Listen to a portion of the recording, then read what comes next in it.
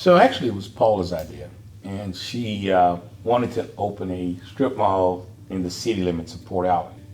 I ran out and I purchased this property unbeknownst to her, and I said to her, "Man, this is a great location for your strip mall idea." We were building the strip mall. Tony came and he says someone approached him from CC's Coffee, and we were then at that time looking for anchors, and he was like, "I think they'll be a great anchor," and so we moved forward with CC's. Tony and I talk about it all the time that CC's is it's kind of like our baby, and we enjoy it and we love it. We love the coffee.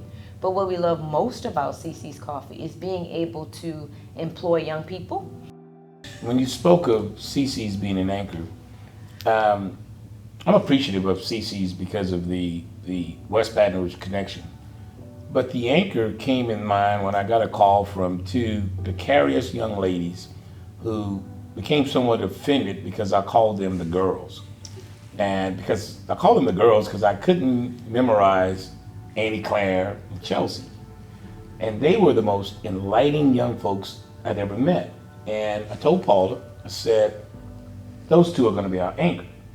And these young ladies had an online presence with a store called Sosa's. And so CC's, although intended from the beginning to be the anchor, it was Sosa's that inevitably was our anchor. And here's why. The two of you had this innate ability to inextricably intertwine the social presence with the actual presence, or social media presence with the actual presence of the store with y'all personality. And that's what we wanted here. And we wanted to bring the community into this little strip mall to make it an intricate part of our community. And so the ladies, girls of Sosa's gave us that. And it's evident today. CC's and Rotolo's were the anchors. They had the name.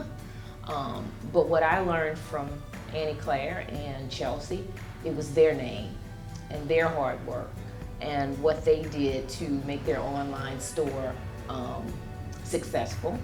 And then they came here, and what they did was taught all of us that it was important to support each other. And they taught me the importance of social media. They taught me the importance of bringing the community in, like Tony said, having all these events. So I think the word you used of the anchor, that was a great thing to say. I think West Baton Rouge is well on its way to becoming what I call a bedrock community. You see, I envision a community where crime is real low. It's on me. And folks ought to be able to come home and just raise your family, and your kids ought to be able to ride their bike down to Rotolo's or Sosa's and the kids, and just not have fear of anybody causing any harm. When I pass by your store and the Easter Bunny is painted at the front of your store, but I'll peep in your door and I'll wave at some little high school kid working over there, and they'll wave back. I mean, that's the vision that I have for West Baton Rouge, if that makes sense. So my hope for the community is people continue to come together, want to be around each other, want to support small businesses, want to continue growing other small businesses and continuing to allow our district to grow even more. So if the old adage that it takes a village to raise a kid, and then you must appreciate the fact that we took a village to build a village at Huns Grove.